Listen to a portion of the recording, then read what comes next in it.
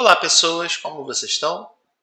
Bem-vindos de volta a essa série onde a gente está criando uma game engine do zero e eu estou programando cada linha, todas as funcionalidades sem usar nenhuma biblioteca e mostrando e explicando todo o percurso para vocês à medida que a gente progride.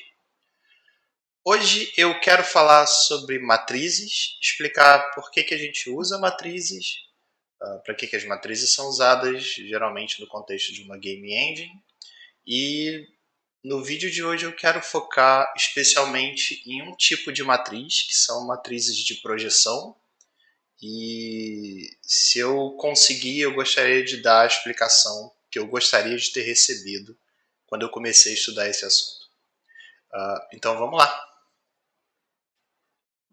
Matrizes são uma forma muito conveniente da gente representar transformações lineares. Rotação, translação, escala.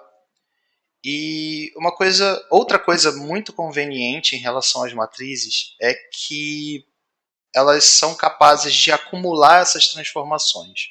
Por exemplo, então suponha que você tem uma matriz construída de forma que quando você multiplica um determinado vértice por essa matriz, você translada esse vértice. É uma matriz de translação. Então suponha agora que você tem uma segunda matriz, que é uma matriz de rotação, que quando você multiplica a posição do seu vértice por essa matriz, você tem o seu vértice rotacionado. Agora suponha que você pega essas duas matrizes e multiplique uma pela outra. O resultado desse produto é uma nova matriz que acumula as duas operações, as duas transformações anteriores, de maneira que se agora você multiplica o seu vértice por essa matriz resultante, você vai ter o seu vértice transladado e rotacionado como se você tivesse multiplicado pelas duas matrizes anteriores. Mas você só multiplicou por uma matriz, que é a matriz resultante. Então, isso é muito, muito útil para a gente. Um dos motivos disso ser muito útil é que, no fim das contas, não importa quantas operações estão embutidas ali naquela matriz, ela tem sempre o mesmo tamanho. E em jogos 3D, em game engines, é muito comum a gente usar matrizes 4x4, né, 4 linhas por 4 colunas, e isso é sempre representado como um array de escalares, no nosso caso um array de floats. Então deixa eu explicar como é que a gente adiciona a matriz para começar. Eu vou abrir o diretório do projeto aqui e vou criar o nosso small matrix 4, como eu disse, é uma matriz 4x4. Small matrix. Vou chamar de mat4 em vez de matrix 4. .cpp. E aqui no nosso diretório de include small, eu vou criar small mat4.h, ok? E já vou partir logo para editar o nosso CMake para incluir e compilar esses dois arquivos que eu incluí agora. O primeiro é mat4 small mat4, ok? Então a gente sabe que quando a gente compilar ele vai... Deixa eu editar a matriz, o arquivo matriz aqui, find small mat4.h. Ok, if and def small matrix mat4 struct mat4.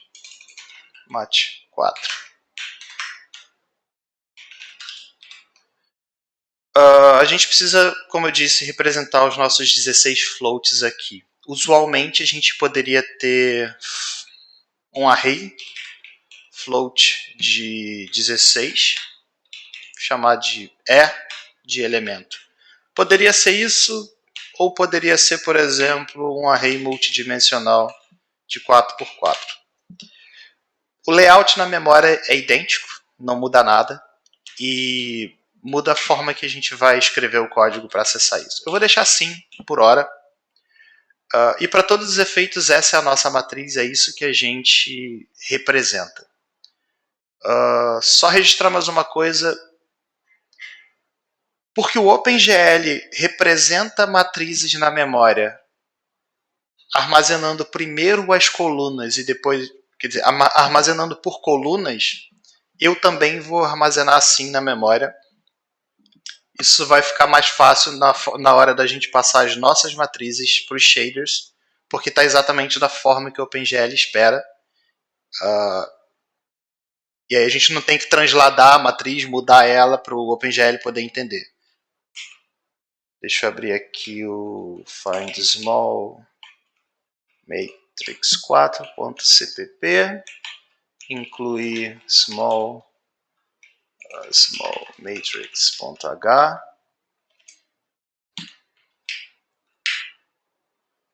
Só vou ver se isso está compilando direitinho, como a gente adicionou um arquivo novo no CMake.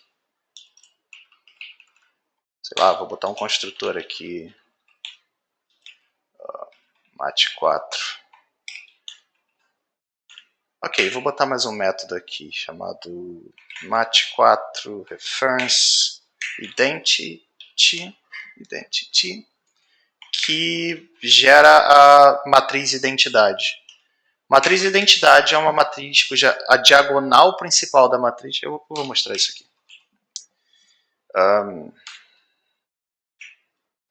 mat4 identity. Ok. Retorna mat4 referência. O que esse método faz? Ele vai calcular a matriz identidade. A matriz identidade é uma matriz que a diagonal principal é toda 1 e todos os outros elementos são 0. A diagonal principal ela começa no canto superior esquerdo, né, que é o elemento 0, 0. Ele vai lá até o último elemento, fazendo uma diagonal, e todos os elementos dessa diagonal tem que ser 1. O que isso dá para a gente é uma matriz que, se você multiplicar qualquer coisa por essa matriz, o resultado é a coisa original. Então, vamos dizer, você tem um vértice e você multiplica um vértice por essa matriz, o resultado tem que ser o vértice original. Ele não pode ter nenhuma modificação. Ok, vamos implementar a matriz identidade só para a gente... Primeiro, porque a gente precisa disso, e segundo, para a gente testar se a nossa alteração no CMake está funcionando. Bom, eu vou pegar a nossa matriz e vou dizer que o elemento 0 e 0 é igual a 1, também a 1. Então, essa diagonal, perceba que esse cara, né, que é o primeiro lá de cima, ele é 1, todo o resto na linha dele é 0. Depois o segundo é 1, todo o resto na linha dele é 0. Depois o terceiro é 1, e depois o cara lá da última linha. Ok? 0, 1, 2, 3. Perfeito. Vamos compilar isso aqui. Não consegui incluir matrix. É mat4.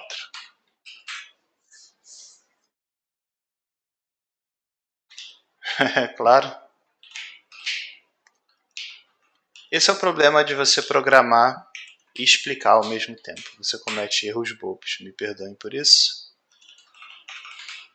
Então, agora que a gente tem uma estrutura para representar uma matriz e também que a gente consegue criar uma matriz de um determinado tipo, que é a matriz identidade, eu quero falar um pouco sobre matrizes de projeção, o que é uma matriz de projeção e por que a gente precisa de uma matriz de projeção.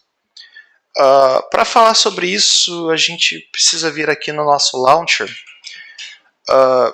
O que a gente está renderizando até o momento é um quad, que é composto por esses vértices aqui. Tá? Eu vou até rodar o programa. Esse é o nosso quad. Perceba que os vértices que a gente representa aqui do quad, do lado direito, eles são valores muito, muito pequenos, né? Eles vão de menos meio a meio. E ainda assim o nosso quad ele pega quase a tela inteira. Por exemplo, se a gente, em vez de usar menos meio, a gente fosse de menos 1 a 1, eu estou preservando os sinais aqui, mas eu estou mudando o que era meio e o que era menos meio para 1. Perceba que agora o quad pega a tela inteira e a gente continua tendo valores muito pequenos, né? A gente está indo de menos 1 a 1, tanto em x quanto em y. O que a gente está vendo aqui é um sistema de coordenadas chamado Normalized Device Coordinate, ou NDC. Esse é o sistema de coordenadas que nativamente o OpenGL entende. Esse é o sistema de coordenadas que os nossos shaders entendem, que a GPU entende. E não há nada de errado com esse sistema de coordenadas, mas ele é um sistema de coordenadas limitante para a gente. A gente não quer ter que dizer para os nossos artistas, olha, você vai ter que fazer todos os seus modelos no Maya, no Blender ou no 3D Max, garantindo que todos os seus vértices e tudo esteja entre menos 1 e 1, porque se passar disso ele vai estourar e vai passar da tela. É limitante, é inconveniente para você trabalhar e fazer um jogo. A gente quer poder especificar vértices em valores arbitrários e não estar preso, né, dentro desse intervalo de menos 1 a 1. Então o que a gente precisa para poder fazer isso? A gente precisa justamente de uma matriz pela qual a gente possa multiplicar todos os nossos vértices e no final o resultado dessa multiplicação seja converter os vértices para um intervalo de menos 1 a 1. Então a gente vai criar uma matriz que a ideia é que a gente possa trabalhar com quaisquer valores, independente desse intervalo, né, fora desse intervalo de menos 1 a 1, sem estar preso a essa limitação, mas que no final a gente multiplique todos os nossos vértices por essa matriz e ela se encarregue de converter do nosso sistema de coordenadas para o sistema de coordenadas NDC e aí sim colocar tudo entre menos 1 e 1. Tá? Okay, deixa eu voltar aqui no nosso smallmat4.h e no mat4cpp. Eu vou declarar aqui dois métodos que criam duas matrizes diferentes. O primeiro vai criar uma nova matriz de perspective, e o segundo vai criar uma matriz ortogonal. Quais são as implicações de cada uma? Uma matriz perspectiva, ela vai fazer com que, quando ela gerar os vértices finais no sistema de coordenadas NDC, ele vai fazer com que os vértices que estão mais longe, eu vou falar a nível de objetos, né, de meshes logo, mas os objetos que estão mais longe eles vão parecer menores, os objetos que estão mais perto da câmera vão parecer maiores, e ele não preserva o paralelismo das linhas. Por exemplo, você sabe que, evidentemente, uma linha do trem, a linha do trem ela é paralela, né? Mas quando você está no meio da linha do trem e olha ao longe, você tem a sensação de que elas se tocam, porque a nossa forma de perceber, de enxergar, é perspectiva. Então, para nós, os objetos mais longe são menores do que os objetos mais próximos. Então, essa matriz ela vai aplicar esse tipo de efeito, ao contrário da matriz ortogonal. Então, se você tem algo muito próximo da câmera e algo extremamente afastado da câmera, se essas duas coisas têm o mesmo tamanho, elas vão ser projetadas com o mesmo tamanho na tela.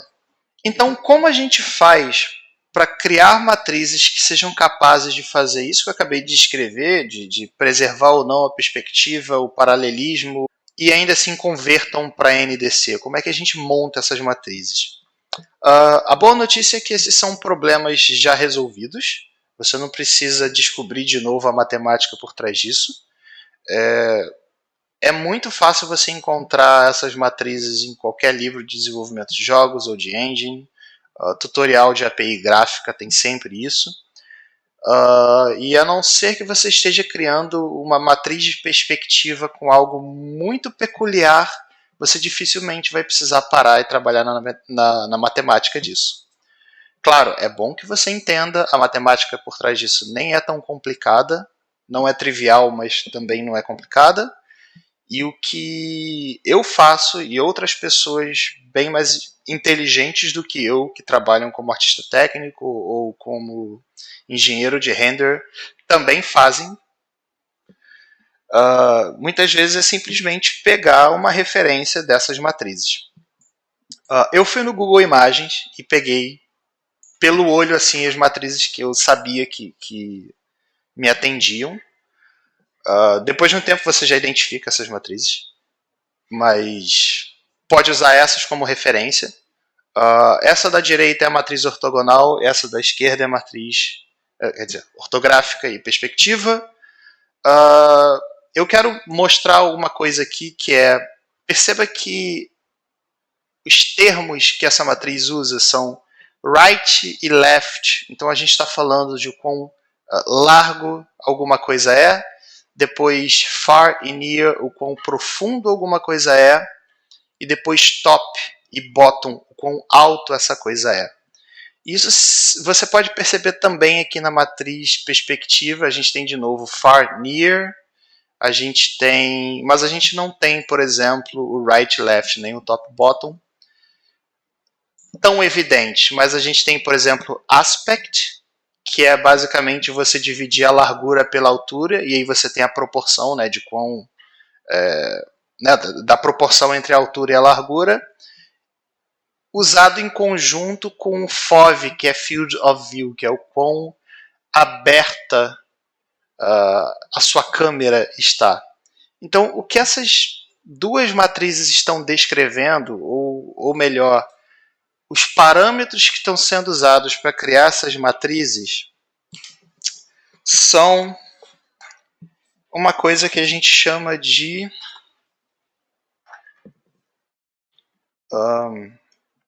frustum.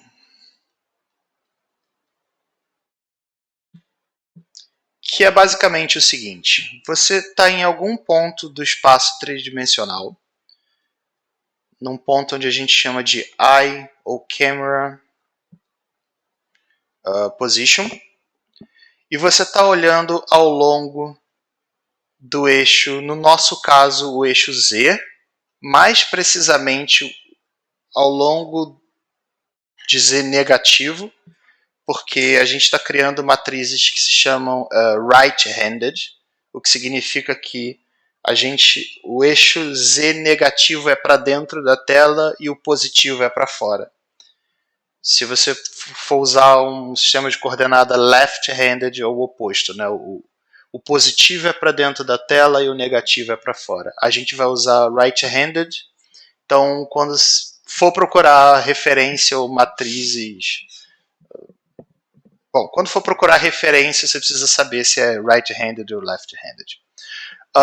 Então, só para dar uma ideia do que a gente está construindo com aqueles parâmetros, left, right, top, bottom, é basicamente um plano near plane, que é o plano próximo. Vou fazer ele um pouquinho maior. E a gente está descrevendo também o far plane. Isso acaba formando esse objeto, né, ao longo da coordenada de onde a gente está vendo, né, do ponto onde a gente está vendo. Isso funciona da seguinte maneira: imagina que a gente tem nessa posição aqui um cone. Isso é um objeto 3D, ele tem volume.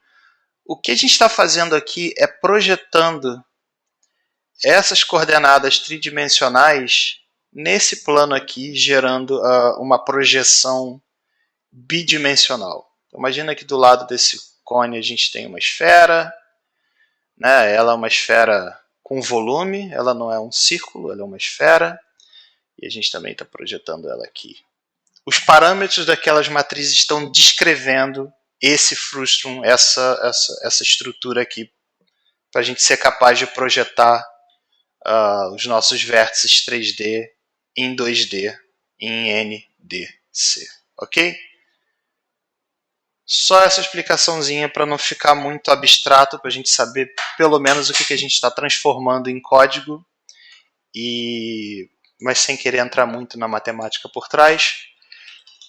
Então, para a nossa perspectiva, a gente vai ter, como eu disse, o float field of view em Y, chamado só de FOV. Um float aspect, float z near e float z far. E no caso do ortográfico, a gente precisa passar float left, float right, float top, float bottom, float z near e float z far. Vamos pegar esses caras e vamos implementar cada um deles. Ok. Eu vou pegar aqui a minha cola da perspectiva. O que a gente tem aqui? Const. Preciso adicionar math.h, porque eu vou precisar calcular a tangente. Tangente de FOV sobre 2 a gente usa mais de uma vez e é uma constante, então eu vou botar half FOV 10 half FOV, ok? Que é igual a tangente de FOV sobre 2. O que mais? Eu vou dizer que a nossa matriz, eu vou criar uma matriz 4, que eu vou chamar de result. Vou dizer que result.e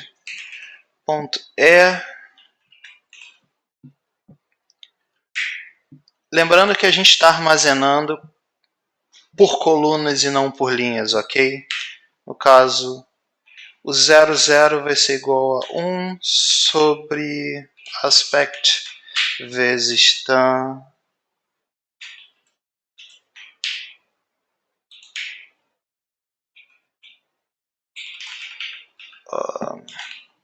half FOV. É isso. Depois, uma coisa muito importante. Eu vou usar uma matriz identidade aqui. Result.identity. Ok. Depois eu preciso dizer que 1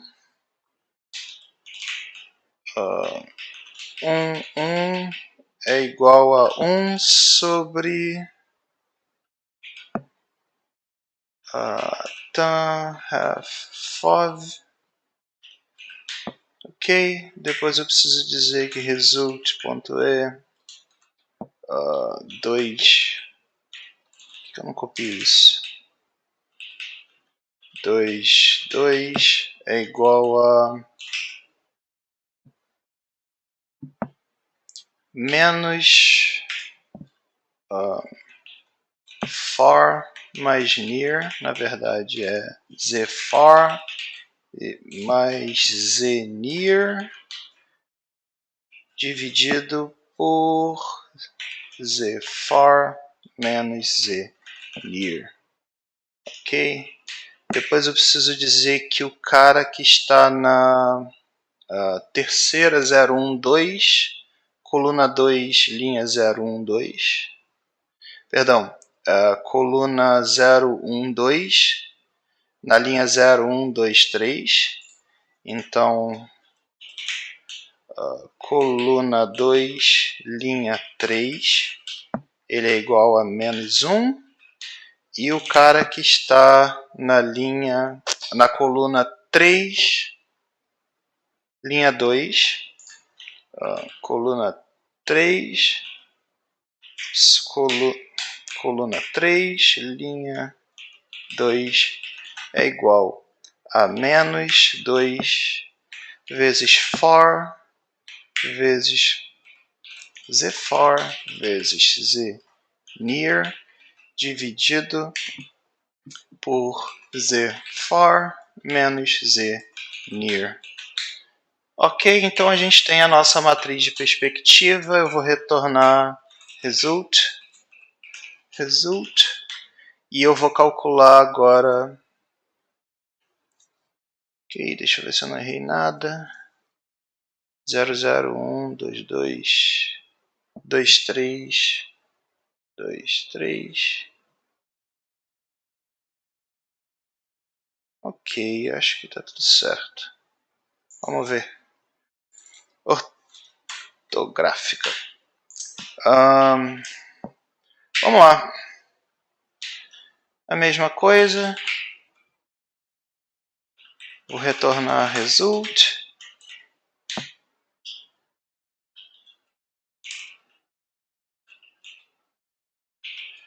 Com exceção de que a gente tem 2 sobre right menos left.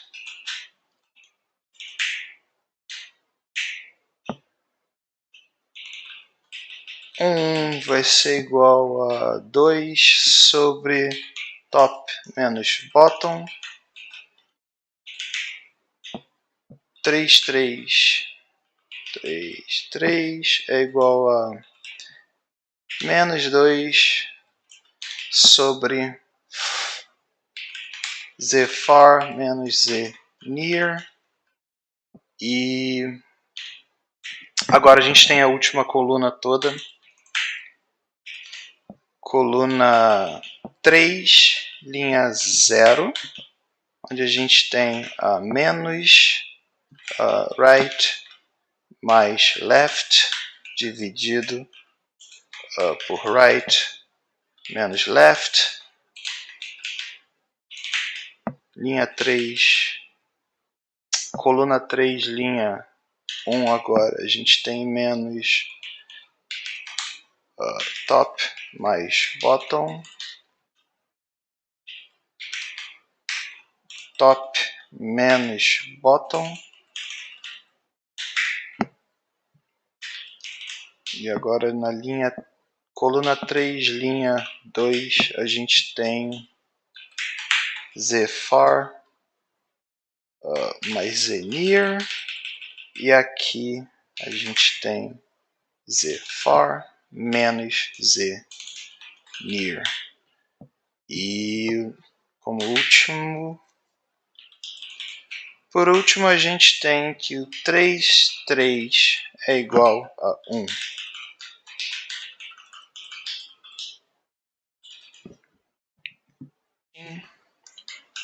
Eu só esqueci de fazer com que esses dois métodos sejam estáticos.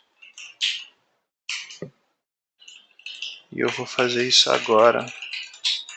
Ok? Porque eu não quero ter que ter uma instância de matriz para poder chamar um método que me retorna uma nova matriz. Tá, vamos lá para o nosso launcher e a gente vai ver isso funcionando. Ok? Aqui onde a gente tem os nossos vértices, eu vou criar uma nova matriz.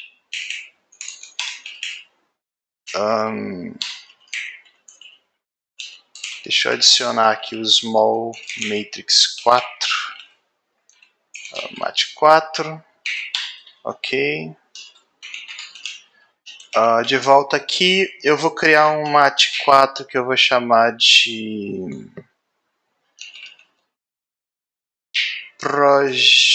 perspective. E eu vou dizer que essa minha matriz perspectiva é igual ao mat 4 perspective.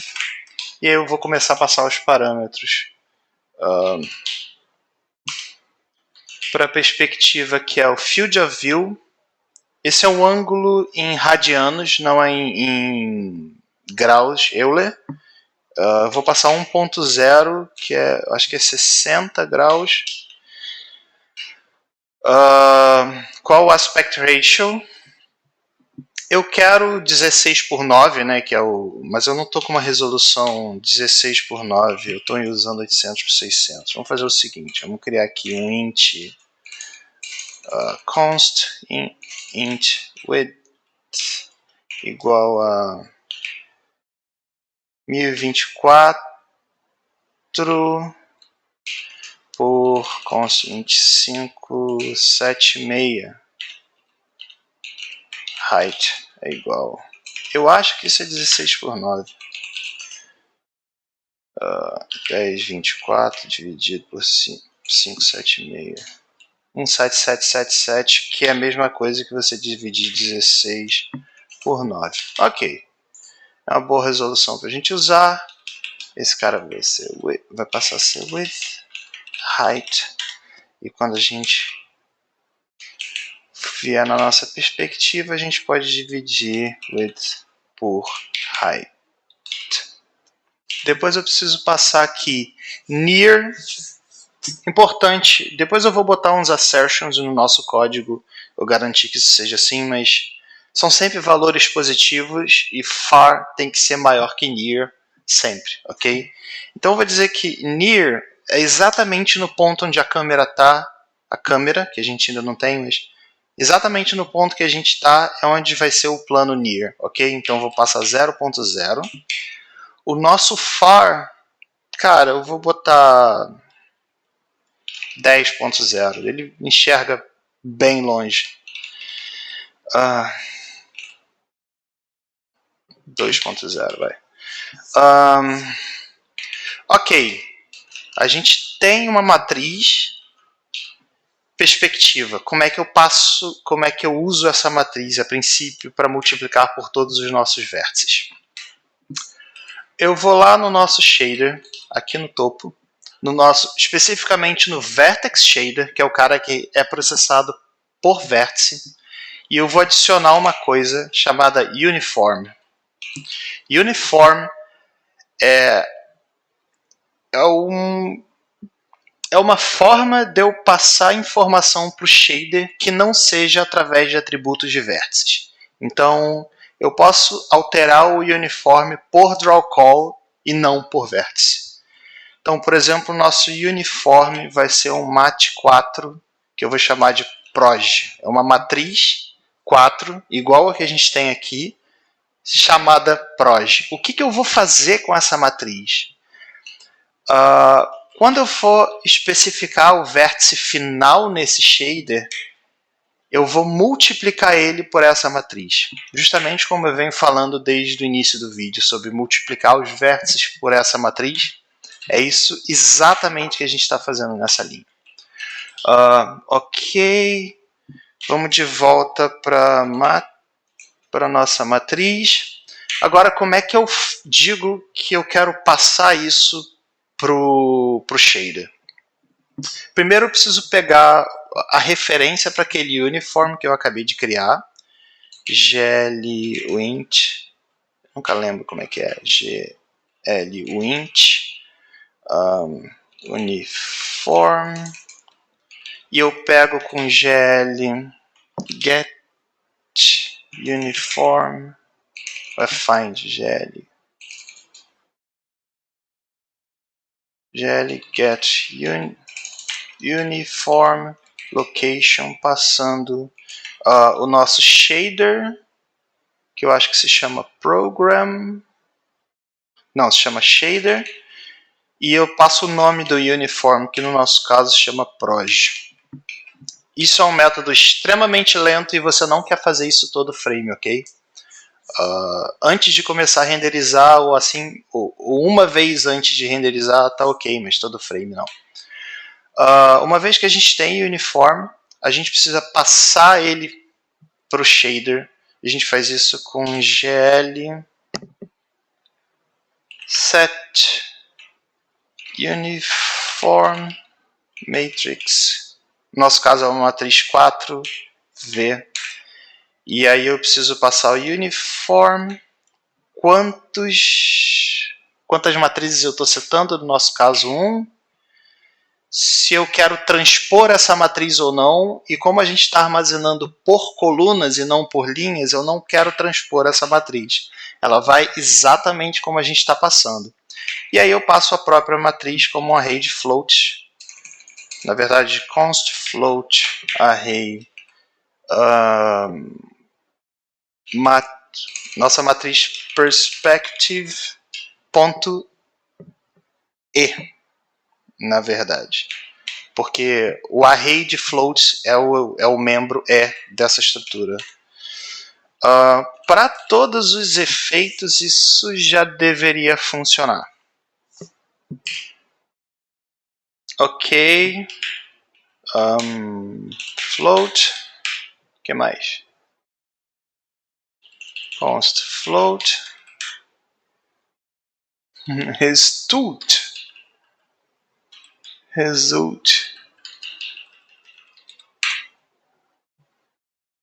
Ok. glint. glset uniform.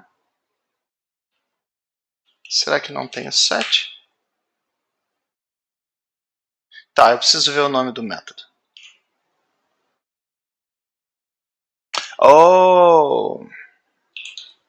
Eu acertei, na verdade, era 4F, são 4 float values. Ah, cara.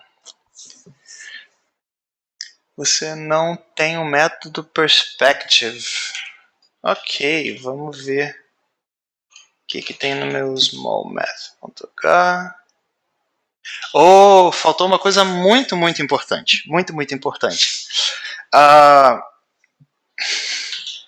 gente não expôs isso como uma API, certo? Eu preciso incluir small engine.h e deixa eu salvar esse cara, find small engine.h, porque a gente quer essa macro aqui, small engine API, e a gente quer dizer que a nossa struct é uma small engine API, senão a gente não consegue linkar. Ok,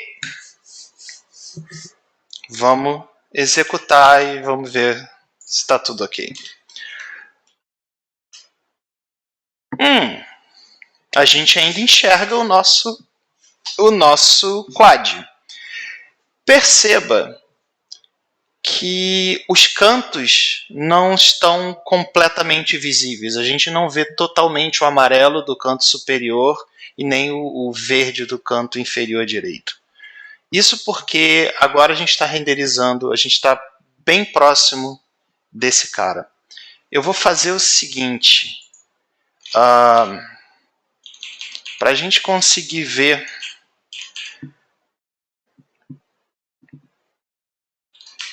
eu vou,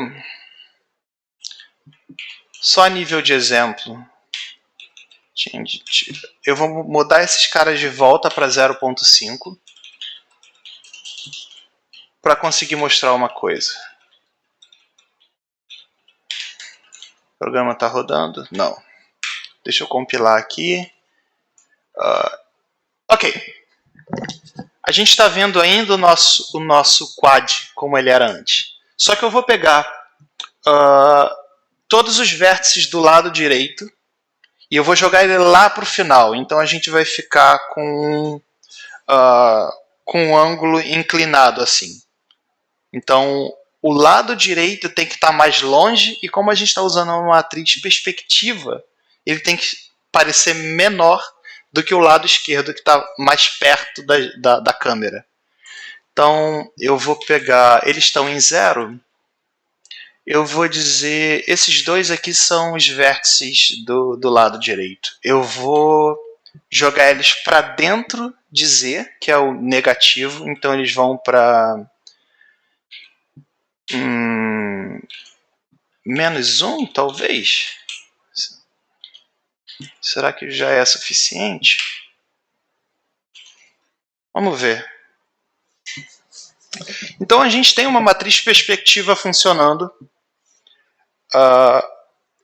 As pessoas, desde o início da série, colocam comentários nos vídeos perguntando assim, essa engine é 2D ou é 3D? Eu falo sempre, essa engine é 3D, porque toda a matemática e os sistemas são fundamentalmente 3D. Não é porque a gente está renderizando um quad onde todos os vértices estão no mesmo plano, eles são coplanares, que a engine por trás não é 3D, ok? A gente sabe que a nossa perspectiva está funcionando, vamos testar o ortográfico.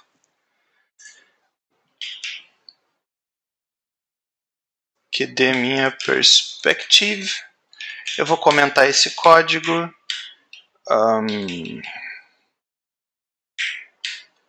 Não, deixa ele aqui. Vou fazer o seguinte. Orthographic. Orto. E eu vou mudar esse cara aqui. Então vamos lá. O nosso left vai ser menos 2.0 até 2.0. O nosso top também vai ser menos 2.0 a 2.0. O nosso near vai ser 0.0 até, sei lá, 10.0. A gente tem um far bem longo. Em vez de passar perspective, eu vou passar orthographic. Ok.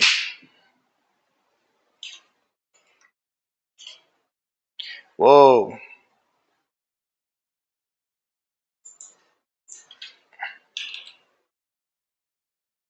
Deixa eu ver o que deu errado.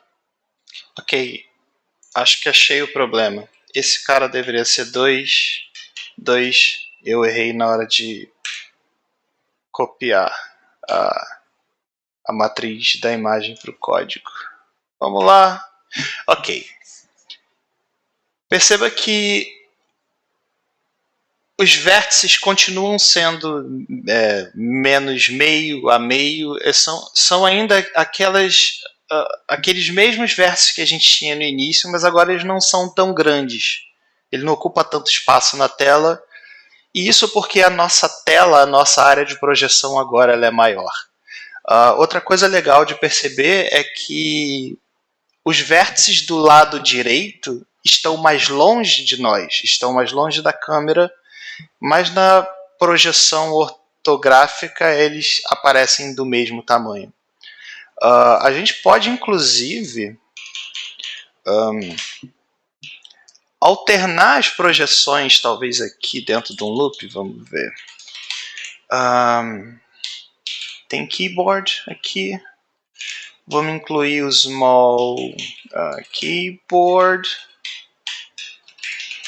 E aqui, depois que o game atualizar e depois que a gente limpar a tela, eu vou checar se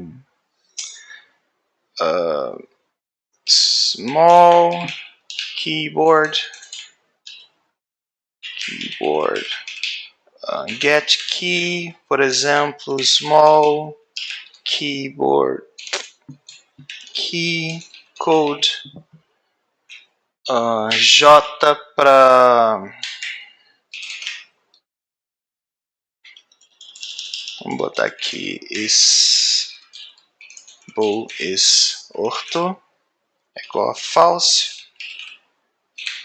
E se você apertar a tecla J, eu vou dizer que get key down, eu vou dizer que is ortho é igual a is ortho negado.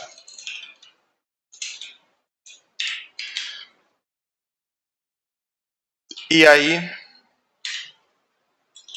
vou botar um bool update.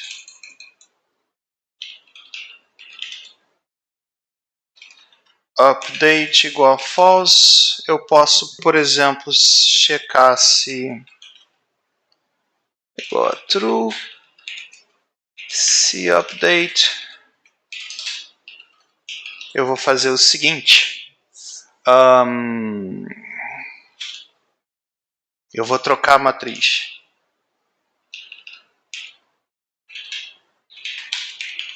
Eu tenho aqui mat4 pointer.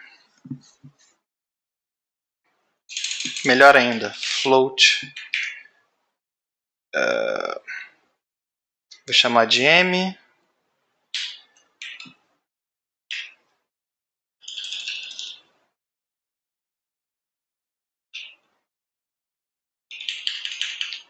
Se is orto. Se for orto,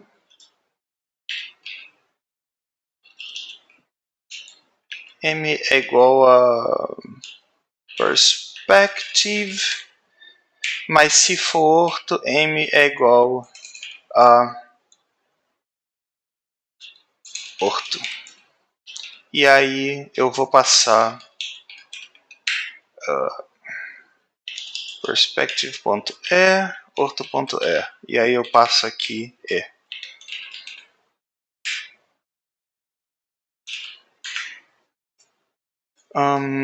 Is orto.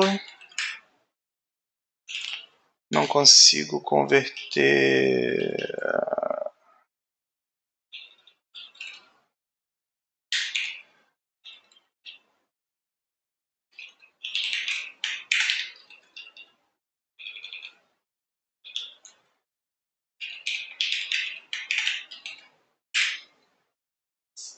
Que mais? M. Só falta esse cara. Qual o seu problema? É orthographic.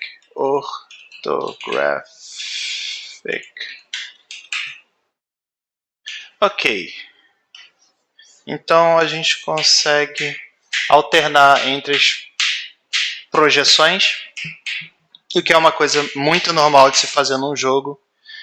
Às vezes você tem um menu, às vezes você tem uma UI, às vezes você está renderizando múltiplas coisas com projeções diferentes no mesmo frame.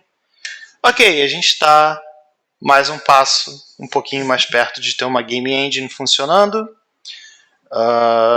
Eu espero que essa tenha sido uma explicação útil do ponto de vista de como a coisa funciona, por que a gente precisa de matrizes de projeção, que problemas que elas resolvem.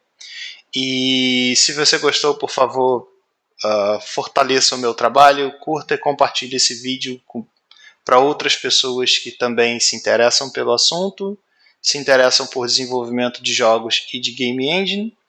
E eu vejo você no próximo vídeo.